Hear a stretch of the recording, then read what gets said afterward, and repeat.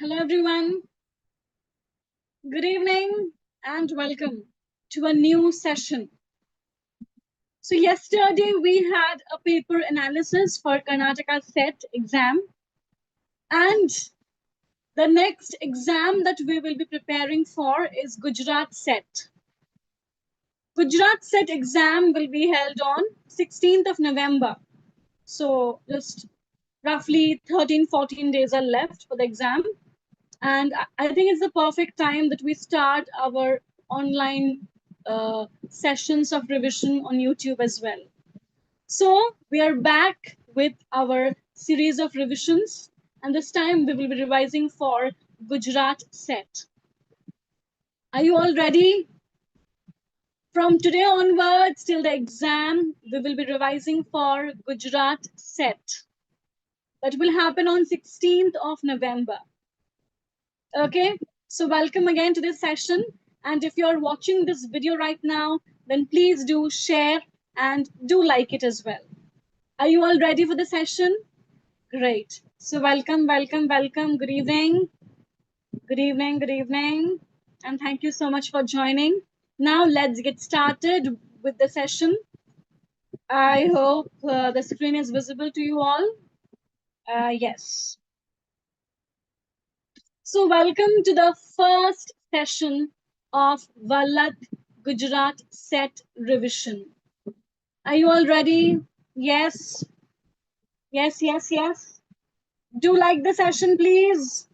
And now let's get started. And if you're new to our channel, please do subscribe our channel as well. Okay? Because every day we will give you wonderful content on literature, on all exams. Okay? All right. Ready? Okay. So let's move on to the first question for tonight. Who is the protagonist in the Spanish tragedy? Who is the protagonist in the Spanish tragedy? The Spanish tragedy is a revenge tragedy by Thomas Kidd. Thomas Kidd was one of the university wits, not because he had studied from Cambridge or Oxford, but because he wrote in the style of the university wits, a style that was very grandiloquent, pompous, elaborate, and intricate. Okay? So, the Spanish tragedy, or Hieronimo is Mad Again, it's a very popular revenge tragedy by Thomas Kidd. You have to tell me who is the protagonist in the Spanish tragedy. Correct. Here the protagonist is Hieronimo, Marshal of Spain. Hieronimo, the Marshal of Spain, is the protagonist in the Spanish tragedy. He is the protagonist in the Spanish tragedy. Okay? Clear? So next question. The Signal Man is a horror mystery story by Dash. First published as part of the Mugby Junction collection in the 1866 Christmas edition of All the Year Round. If you know who was associated with this periodical, then you know the answer of this question as well. Because the person or the writer who had founded this periodical was the one who had written this horror mystery story called The Signal Man. Yes, obviously it is Charles Dickens. Charles Dickens had founded two periodicals, Household Words and All the Year Round. And he's the one who had written this horror mystery story called The Signal Man. As you all know, here Dickens was one of the major novelists of the Victorian period. Dickens was born in 1812. His debut novel was The Pickwick Papers. And The Mystery of Edwin Drood was his last unfinished work. It was left unfinished at his death. Dickens is famous for his realist novels like Oliver Twist. His favorite novel was David Copperfield. It's a Bildungsroman, but it is also a Kunstleroman. Remember, yesterday we talked about Kunstleroman in the cassette paper.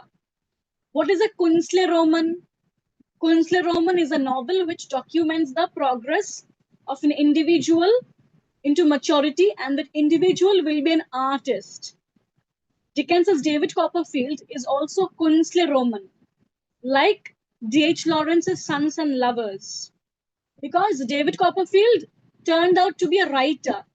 By the end of the novel, we see that he becomes a writer. Okay, so Dickens is one of the most popular and major novelists that you need to study about for any exam, irrespective of the fact that it is NET or SET or any PSC exam, GATE, CUET-PG, whatever exam it is. Writers like Dickens, the Bronte sisters, Thackeray, all of them are very, very important. George Eliot. Okay, so The Signal Man is a horror mystery story by Dickens. All right, next. Dash introduced the concept of strategic essentialism, a political tactic where marginalized groups temporarily use simplified shared identities to advocate for their rights. Now tell me, who introduced the concept of strategic essentialism, where I'm using my essentialist identity as a strategy to fight for my rights, where I'm using my essentialist identity, right? Like my essentialist identity as a woman from a middle class family. If I use my essentialist identity as a woman from a middle class family to fight for my rights in this society, my rights for education, my rights for job, my rights in terms of gender equality in my workplace, my family as well, my right to inherit property. So if I use my essentialist identity as a strategy, strategically, if I use it to fight for my rights, okay, that's what you call strategic essentialism. So who introduced this concept of strategic essentialism? It was Gayatri Spivak. It was Gayatri Spivak who had introduced this concept of strategic essentialism. Gayatri Spivak.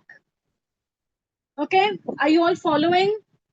I hope all of you who are attending these sessions, I think all of you should attend these sessions, because it doesn't matter if you're preparing for this upcoming NET exam, or if you're preparing for Gujarat set or West Bengal set or GATE exam or CUET-PG or RPSC or any exam for that matter, all of you should attend these sessions for regular intensive practice.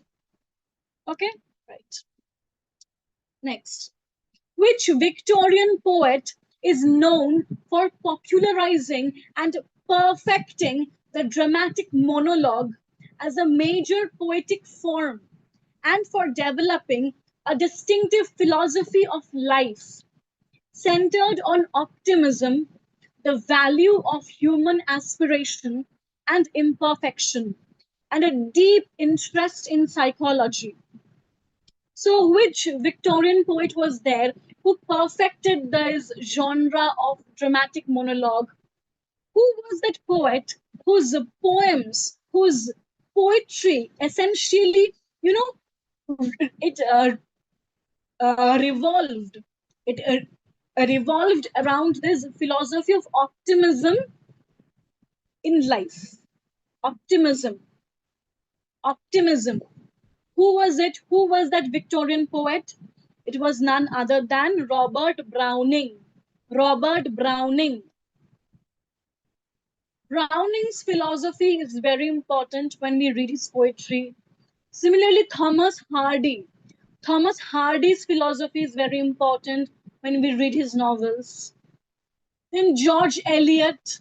They were writers who had their own philosophies, which they employed wonderfully throughout their works. Robert Browning was one such writer. He was one such poet whose dramatic monologues not only told stories, those were not just narratives with a single speaker, those were deeply philosophical narratives which centered on his idea of optimism in life. All right, clear? Are you all following? Great.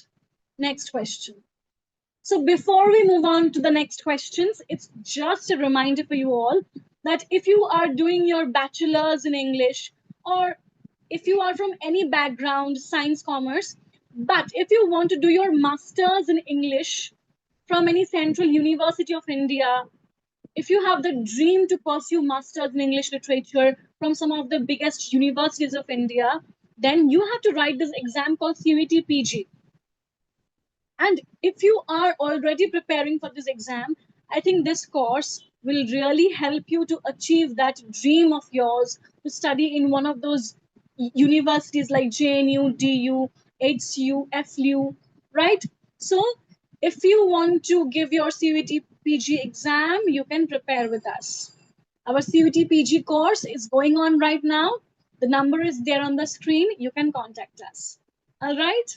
Okay. Great. Next question. Which work of Jacques Derrida theorizes that Western philosophy has fundamentally and erroneously prioritized speech over writing, a bias he terms logocentrism? So, in which work Derrida has talked about this? Which work of Derrida theorizes that Western philosophy has fundamentally and erroneously prioritized speech over writing, a bias he terms logocentrism? Which work is that? You can easily identify this work. This work was translated by Spivak into English. Tell me. Very good. Very good. It is of grammatology. Of grammatology by Derrida theorizes that Western philosophy has fundamentally and mistakenly, it was wrong to do this, and erroneously prioritized speech over writing. And this bias was termed as logocentrism by Derrida. All right? Very good. Next. Which novel by Mulk Raj Anand is about the conflict between hereditary coppersmiths and the capitalists? And to answer this question, you have to know the summaries of his novels, right? So, which novel of Mulk Raj Anand is about the conflict between hereditary coppersmiths and the capitalists? It is, tell me, The Big Heart by Mulk Raj Anand. The Big Heart by Mulk Raj Anand. And it's a reminder for you all that please revise the major works of Mulk Raj Anand, Raja Rao, R.K. Narayan, okay? Then Bhabani Bhattacharya, Chaman Nahal, Kamala Markandaya, Shashi Deshpande, okay? Nayantara Sehgal. All of them are very, very important writers. Please revise these writers every day. And do remember this, that The Big Heart by Mulk Raj Anand is about the conflict between hereditary coppersmiths and the capitalists. All right. Have you all liked the session? Please do. Okay, right, great. Who said this about the writings of George Eliot? Who said this about the writings of George Eliot? I have observed what seemed to me to be such womanly touches in those moving fictions that the assurance on the title page is insufficient to satisfy me even now. If they originated with no woman, I believe that no man ever before had the art of making himself mentally so like a woman since the world began. So whoever had said this about George Eliot was very convinced that behind that pseudonym of a man, there was obviously a woman who was writing these words.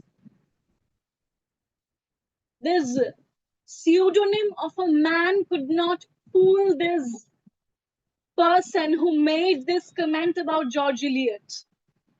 Because it was obviously Mary Ann Evans, a woman who used a pseudonym of a man, George Eliot.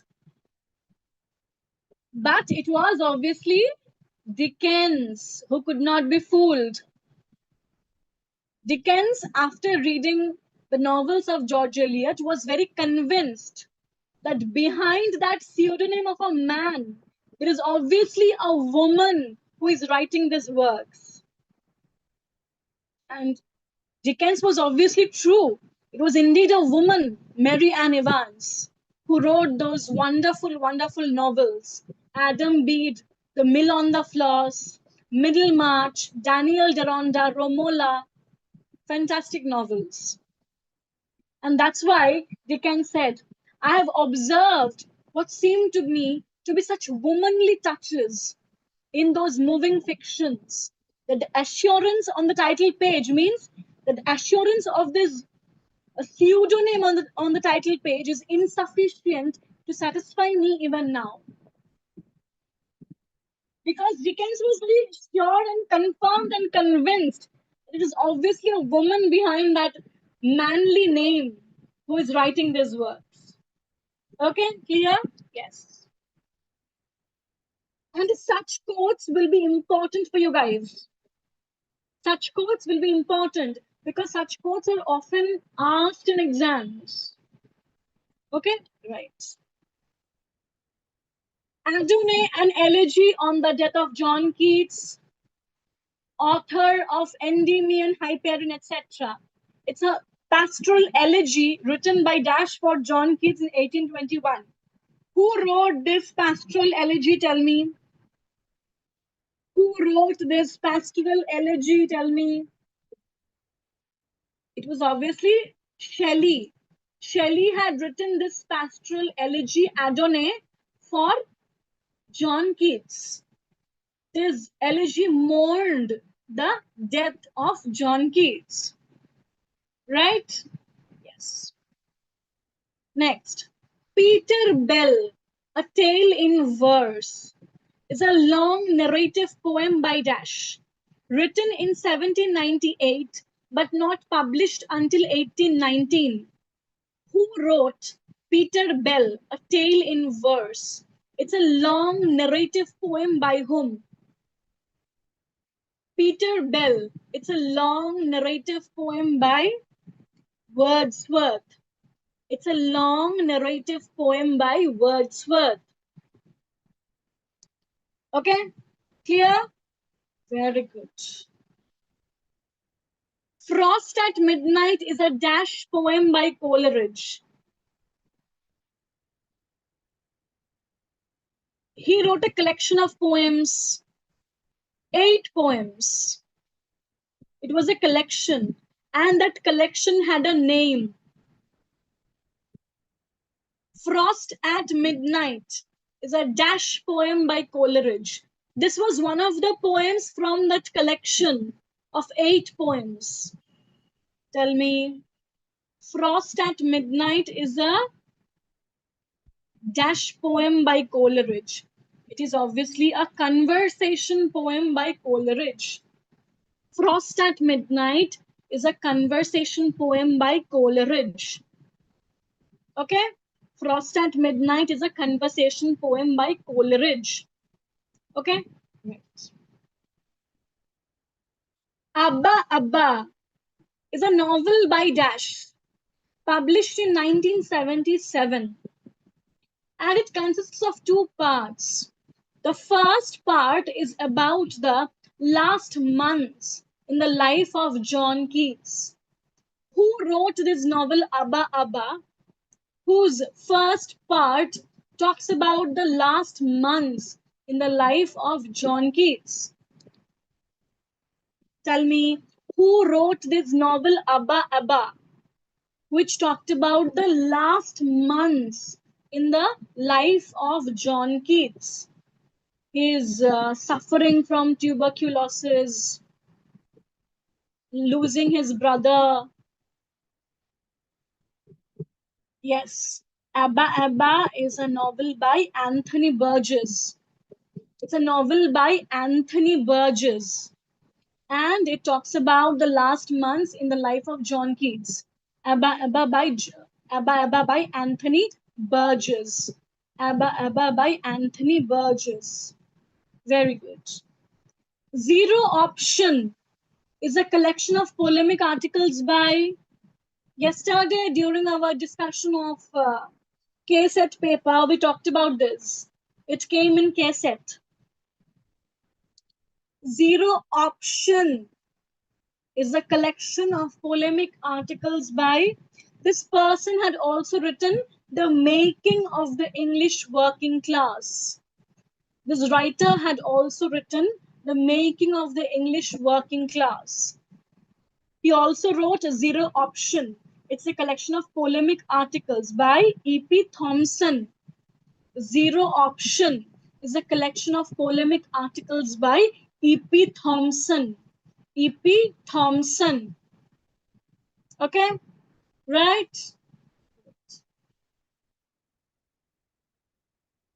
Which novel of Thomas Hardy deals with themes of love, honor, and betrayal against a backdrop of the seemingly idyllic but often harsh realities of a farming community in Victorian England? Which novel of Hardy deals with themes of love, honor, betrayal? And the setting is an idyllic one, a farming community. Think of a novel where farm becomes very important, farming, because both the protagonists were involved in farming. Both the protagonists were involved in farming. In which novel? It is Far from the Madding Crowd by Thomas Hardy. Far from the Madding Crowd by Thomas Hardy. And this title has been borrowed from Thomas Gray's elegy written in a country churchyard. This title has been borrowed from Thomas Gray's elegy written in a country churchyard. Hardy's Far from the Madding Crowd, where farming becomes very important. Farming community. So, that's all from our side for tonight. I really hope you guys love the questions. Yes. And I hope you love this discussion. So, that's all from our side for tonight. And we will be back again tomorrow exactly at 9 p.m. at our Vallath YouTube channel. And you can join our CUET-PG course if you're preparing for the exam. On that note, goodbye. Do take care of yourself. Please do like the session and please keep studying. See you all again tomorrow exactly at 9 p.m. at our Vallath YouTube channel. Okay? So bye. Good night. Do like the session, please. All right? Bye.